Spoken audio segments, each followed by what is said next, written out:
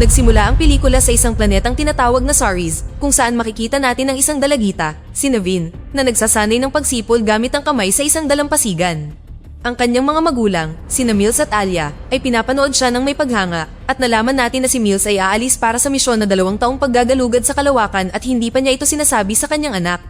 Nag-aalala ang mag-asawa dahil ngayon lang mawawala ng ganun katagal si Mills at ginagawa niya ang lahat ng ito para matustusan ang pagpapagamot ni Naveen, na may sakit. Sunod, nilapitan ni Mills si Naveen at tinuruan siyang sumipol, kung saan sinabi ng dalagita na alam niyang aalis na naman siya at dahil iyon sa kanya. Gayunpaman, tiniyak niya sa kanyang anak na hindi ito magtatagal at gumugol ng oras ang dalawa sa paggawa ng maraming magagandang alaala bago ang biyahe. Maya-maya, nakita natin si Mills na nagpipiloto ng isang spaceship habang ang iba pang mga tripulante ay nakahiga sa cryogenic sleep. Sa paglalakbay, may masamang nangyari nang biglang pumasok ang spaceship sa asteroid belt. Agad na nakatanggap si Mills ng alarm signal nang bumangga sa katawan ng spaceship ang mga debris sa kalawakan at nasira ito. Desperadong sinubukan ni Mills na mabawi ang control sa system, ngunit wala siyang nagawa. Dahil wala ng ibang pagpipilian, napilitan siyang mag-emergency landing sa isang hindi kilalang planeta. Habang bumabagsak ang spaceship patungo sa ibabaw, nahati ito sa 2 at ginunita ni Mills ang mga alaala ng kanyang anak bago nawalan ng malay. Maya-maya, nagising si Mills at tinanggal ang piraso ng bakal na nakatusok sa kanyang tiyan bago ginamot ang mga sugat. Pagkatapos ay nagsuot siya ng spacesuit at sinimulang imbestigahan ng spaceship kung saan nalaman niya na nawawala ang mga cryopod. Kumuha si Mills ng armas at lumabas kung saan nagimbal siya nang matuklasan ang mga bangkay ng lahat ng kanyang crew. Sinuri niya ang coordinate at nagpadala ng distress signal bago hinubad ang spacesuit. Nakakagulat, maganda ang hangin ng planeta, ngunit dahil sa labis na pagkabalisa, nawalan ng gana si Mills na mabuhay at tinangka niyang barilin ang sarili. Ngunit kalaunan ay tumigil siya at nagsimulang manood ng mga video na ipinadala sa kanya ng anak niya na nagpaiyak sa kanya. Ilang sandali pa, nakatanggap si Mills ng signal mula sa capsule ng isang survivor, kaya agad siyang pumunta sa lokasyon. Kalaunan ay nakakita siya ng isang cryopod kung saan napansin niya ang isang dalagita na buhay pa. Hinila niya palabas ang walang malay na dalagita at dinala ito pabalik sa mga sirang spaceship. Habang nasa daan, napansin niya ang bakas ng isang malaking paa na ipinagtaka niya. Sa isang nakakagulat na pangyayari, nalaman natin na ang planetang pinaglapagan ni Mills ay walang iba kundi ang Earth. At ang mga pangyayari sa pelikula ay naganap 65 milyong taon bago ang kasalukuyang timeline sa panahon ng mga dinosaur. Kinabukasan, sinubukan ni Mills na hanapin ang kalahati ng spaceship na naglalaman ng mga escape pod, ngunit nabigo itong matukoy ng scanner. Kaya lumabas siya upang galugarin ang nakapalibot na lugar at di nagtagal ay natagpuan niya ang napakalaking kalansay ng higanting nilalang na tila namatay mismo sa ibabaw ng geyser matapos bumuga ang mainit na tubig. Habang sumusulong siya, bigla siyang nakakita ng kislap ng liwanag sa malayo. Sinuri niya ang lugar at di nagtagal ay napagtanto na ang kabilang kalahati ng spaceship ay nasa malayong lugar sa mga bundok. Sa sandaling ito, biglang inatake si Mills ng isang raptor, ngunit nagawa niyang talunin ng hayop at binugbog ito hanggang sa mamatay. Habang pabalik si Mills sa spaceship, nakarinig siya ng ingay mula sa kakahuyan, ngunit ito pala ang dalagita na iniligtas niya kagabi. Sinubukan ni Mills na lapitan siya, ngunit agad na tumakbo palayo ang dalagita na humantong sa habulan. Di nagtagal, pareho silang gumulong pababa at lumapag malapit sa bangkay ng isang dinosaur. Bigla na lang, nakarinig sila ng isang malalim na ungol at napansin ang napakalaking dinosaur na papalapit na nagudyok sa kanila na tumakbo palayo. Pagbalik sa spaceship, ginamot ni Mills ang sugat ng dalagita at tinanong ang kanyang pangalan, ngunit nagsalita ang dalagita sa wika na hindi niya maintindihan. Tiningnan niya ang listahan ng mga pasahero ng spaceship at nalaman na ang pangalan nito ay Koa, na kinumpirma rin niya. Pagkatapos ay ipinaliwanag ni Mills na ang tanging paraan upang makaalis sa planeta ay ang hanapin ng escape pod na matatagpuan sa tuktok ng isang bundok. Dahil hindi siya maintindihan ng dalagita, gumawa siya ng ilang mga drawing na sa wakas ay nakatulong sa kanya na maunawaan ang ideya. Gumawa rin ng drawing ang dalagita at nagtanong tungkol sa kanyang mga magulang. Kaya sinabi ni Mills na nasa bundok din sila at itinuro sa kanya ang salitang pamilya. Pagkatapos, nag-record si Mills ng isang bagong mensahe na nagpapaliwanag na nakahanap siya ng isang dalagita na buhay at humihingi ng tulong. Sa isa pang silid, natuklasan ni Koa ang ilang mga mensahe sa video mula kay Naveen para sa kanyang ama at sinimulang panoorin ang mga ito ng may pananabik.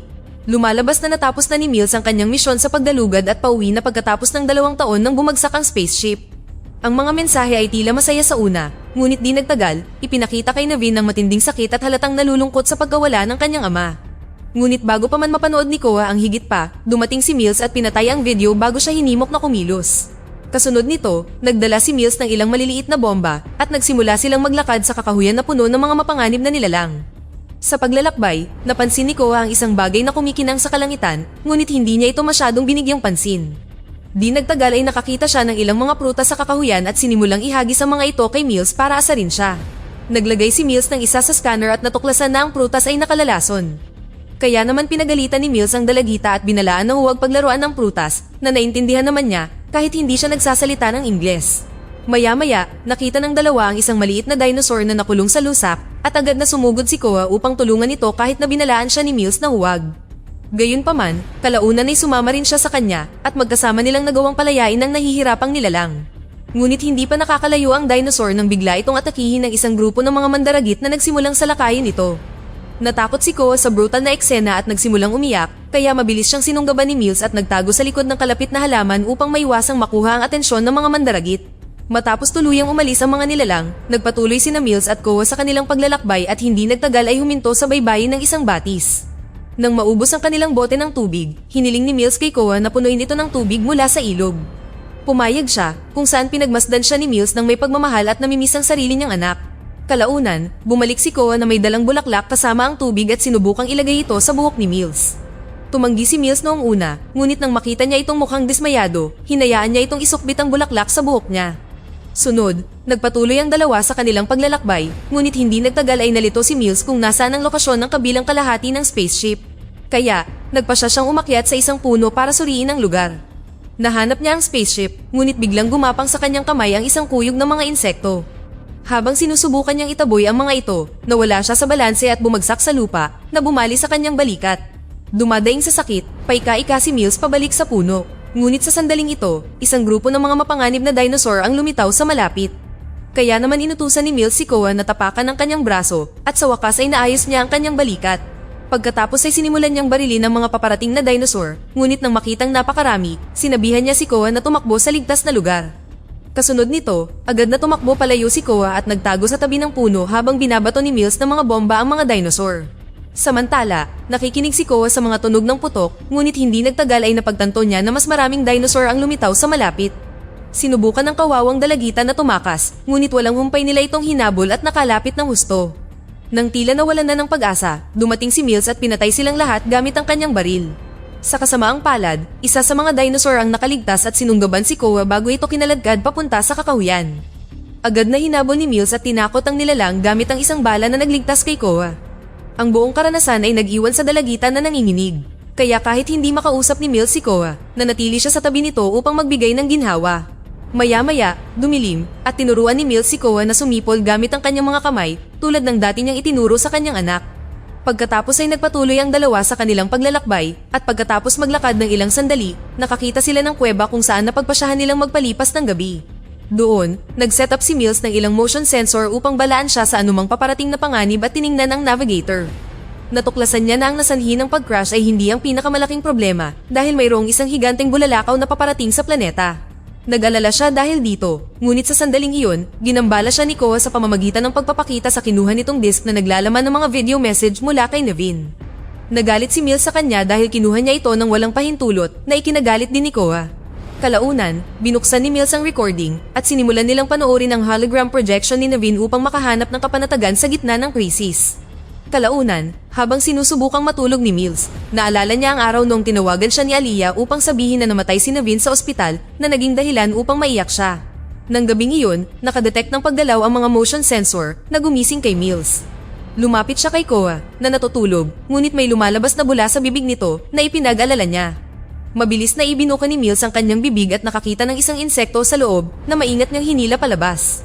Gayunpaman, hindi pa tapos ang panganib dahil may isang malaking dinosaur malapit sa pasukan ng kuweba. Mabilis na bumaril si Mills at nasaktan ng isang mata ng nilalang kaya sinimulan na ngayong ibagsak ng galit na dinosaur ang kuweba. Kaya tumungo ang dalawa sa kailaliman ng kuweba kung saan hindi makapasok ang malaking mandaragit. Ginamit ni Mills ang kanyang device upang maghanap ng daan palabas, ngunit hindi nagtagal ay nakatagpo sila ng maraming maliliit na dinosaur sa loob na mapanganib din. Kaya naman muling nagsimulang tumakbo papasok ang dalawa at di nagtagal ay nakarating sila sa dead end. Dahil sa pagkabigo, sinubukan ni Mills na maghukay at palawakin ang kuweba, ngunit hindi ito madali at lumipas ang mga oras ng walang pagunlad. Gayunpaman, determinado si Koa at sinubukan niyang maghukay pa sa desperadong pagtatangka na mahanap ang kanyang pamilya. Nang makita ito, inamin ni Mills na nagsinungaling siya at hindi totoong naghihintay ang mga magulang nito sa bundok. Ngunit hindi naiintindihan ni Koa ang wika at nagpatuloy sa paghuhukay na ikinalungkot ng lalaki. Sunod, nakaisip si Mills ng ideya at ginamit ang maliliit na bomba upang palawakin ang kuweba na sa wakas ay gumana. Matapos ang matagumpay na pagpapalawak ng daanan, binigyan ni Mills ang dalagita ng ilang bomba kung sakaling magkahiwalay sila. Nagsimulang gumapang ang dalawa sa makitid na daan, ngunit sa kasamaang palad, ang pagsabog ay nagpahina sa mga bato. Biglang nagsimulang gumuho ang kuweba na naging dahilan upang maghiwalay silang dalawa. Nag-aalala si Mills para sa babae at natatakot na baka namatay na ito, ngunit di nagtagal ay narinig niya ang tunog ng sipon ni Koa na nagpagaan ng loob niya. Kasunod nito, naghanap si Mills ng ibang daan para makaalis, ngunit sa daan, nakasalubong niya ang isang napakalaking dinosaur na tinakot niya kanina gamit ang mga putok ng baril. Napakadilim at hindi masyadong makakita si Mills, kaya ini-activate niya ang proximity scanning sa kanyang device at natukoy na nasa likuran niya ang dinosaur. Isang matinding labanan ang naganap sa pagitan nila kung saan nagawa ng dinosaur na mabitawan ni Mills ang kanyang baril bago pa man magkaroon ng pagkakataon ang lalaki na bumaril. Pagkatapos ay kinagat ng hayop ang kanyang braso, ngunit nilabanan ito ni Mills at di nagtagal ay inabot ang kanyang scanner na naglabas ng matinis na tunog. Nakuha nito ang atensyon ng dinosaur, kaya dinampot ni Mills ang kanyang baril at binaril ang hayop hanggang sa mamatay. Ang eksena ay napunta kay Koa na gumagala sa kakahuyan at nakakita ng malaking buto. Kinuha niya ito bilang sandata at binalutan ng mga nakalalason na prutas bago binalot sa malaking dahon. Pagkatapos ay inilagay niya ito sa kanyang backpack at nagpatuloy sa paglalakbay. Sa kabilang banda, sa wakas ay nakaalis si Mills sa kuweba. Nakakita siya ng maliwanag na bagay sa kalangitan at ginamit ang device para iiskan ito. Ipinaalam sa kanya ng device na isang mapaminsalang pagtama ng ang nalalapit at mayroon silang humigit kumulang 12 oras para makatakas. Hinanap ng nag-aalalang lalaki si Koa at di nagtagal ay narinig niya itong sumisigaw habang nilalapitan siya ng dinosaur. Agad na sumugod si Mills upang tulungan siya, ngunit napunta siya sa lusak na nagsimulang sumipsip sa kanya. Sa ibang lugar, nagtago si Koa sa loob ng tuyong puno na isang bitag pala para sa dinosaur. Pagpasok pa lang ng hayop, umalis siya at hinarangan ng pasukan bago naghagis ng maliliit na bomba sa loob. Nagdulot ito ng pagsabog kung saan napatay ang dinosaur. Pagkatapos ay narinig ni Koa si Mills na sumisigaw at nakita natin siyang lumulubog sa lusak na ang ulo lamang ang nasa ibabaw. Sa huling sandali, ibinaba ni Koa ang isang natumbang sanga patungo sa kanya na nagbigay daan sa lalaki na makalaya. Niyakap siya ni Mills at nagpasalamat, pagkatapos ay itinuro ang bulalakaw na nagliliyab sa kalangitan na nangangahulugang kailangan nilang magmadali. Kasunod nito, nagpatuloy sila sa pagsulong at habang sumasapit ang gabi, lumitaw sa kalangitan ang unang bulalakaw. Di nagtagal, narating nila ang isang matarik na bangin kung saan tinulungan ni Mills ang dalagita na umakyat upang maitali niya ang lubid. Pagkatapos ay itinali niya ang lubid sa malaking bato at inihagis ito pababa para maakyat din ni Mills. Kalaunan ay narating ng dalawa ang nawawalang kalahati ng spaceship kung saan tiningnan ni Mills ang mga escape pod at kinumpirma na gumagana ang mga ito. Pagkatapos ay nakatanggap siya ng mensahe na nagsasabing may paparating na rescue spaceship na nagpagaan ng kanyang loob. Gayunpaman, hindi masaya si Koa nang simulan niyang hanapin ang kanyang mga magulang na hindi niya nahanap kahit saan at nawasak ang mga cryopod. Nagalit siya kay Mills dahil sa pagsisinungaling sa kanya nang biglang lumiwanag ang langit dahil sa mga bulalakaw na nagliliyab sa makapal na kapaligiran. Pagkatapos ay kinomfort ni Mills ang nagdadalamhating dalagita at nagsimulang ikwento ang tungkol sa kanyang anak.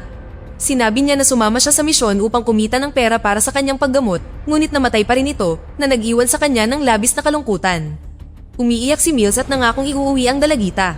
At kahit na hindi maintindihan ni Koa ang kanyang mga sinabi, naramdaman niya ang kanyang kalungkutan at niyakap siya.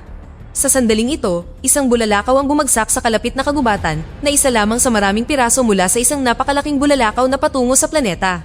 Nagpanik ang dalawa na mabilis na pumasok sa escape pod at naghanda para sa pag-alis. Bigla, 2 bulalakaw ang tumama sa spaceship, dahilan para mahulog ito mula sa bundok. Nawala ng malay si Mills habang isinasagawa ang proseso at nang subukang simulan ni Koa ang pag-alis, ipinaalam sa kanya ng computer na imposibleng ilunsad ang sasakyan sa kanilang kasalukuyang posisyon. Ilang sandali pa, sa wakas ay nagising si Mills, ngunit bago pa sila makatakas, isang napakalaking T-Rex ang lumitaw at nagsimulang umatake sa sasakyan. Napansin ni Mills na nasa labas ang kanyang sandata, kaya inalis niya ang buckle at nagmadaling lumabas para kunin ito. Sinubukan niyang barilin ng dinosaur, ngunit nabigo ang sandata na mag-activate. Ang mas malala pa, lumitaw ang isa pang T-Rex at sumama sa pag-atake. Habang inaamoy ng 2 dinosaur ang isa't isa, nagtago si Mills sa likod ng piraso ng spaceship at mabilis na muling pinrogram ang baril. Ilang sandali pa, dinurog ng mga dinosaur ang lugar kung saan nagtatago si Mills na nag-iwan sa kanya ng malubhang pinsala. Pakiramdam niya ay natrap siya at walang magawa ng kunin ni Koa ang kanyang device at nag-project ng holographic projection ni Naveen na naghahatid ng mensahe tungkol sa kung gaano niya ito kamahal. Dahil dito, napuno ng emosyon si Mills habang napagkamalan ng 2 T-Rex na totoo ang hologram at tinangka itong salakayin. Sinamantala ang pagkagambala, hindi inaasahang sumulpot si Koa at sinaksak ang mata ng dinosaur gamit ang butong nilagyan niya ng mga nakalalason na prutas kanina. Umungol sa sakit ang dinosaur at sa sandaling ito, muling bumuga ang geyser na nagpadala ng kumukulong tubig papunta sa mata nito at sumunog sa nilalang hanggang sa mamatay. Kasunod nito, nakahinga ng maluwag ang dalawa at bumalik sa escape pod at pagkatapos ay agad silang lumipad. Pagkalipas ng ilang segundo, isang malaking bulalakaw ang tumama sa Earth na nagdulot ng napakalaking pagsabog na malamang na humantong sa pagkalipon ng lahat ng mga dinosaur. Habang lumilipad ang dalawa patungo sa rescue vessel na naghihintay sa kanila, ipinikit ni Mills ang kanyang mga mata at ginunita ang ilan sa kanyang mga huling sandali kasama ang kanyang anak.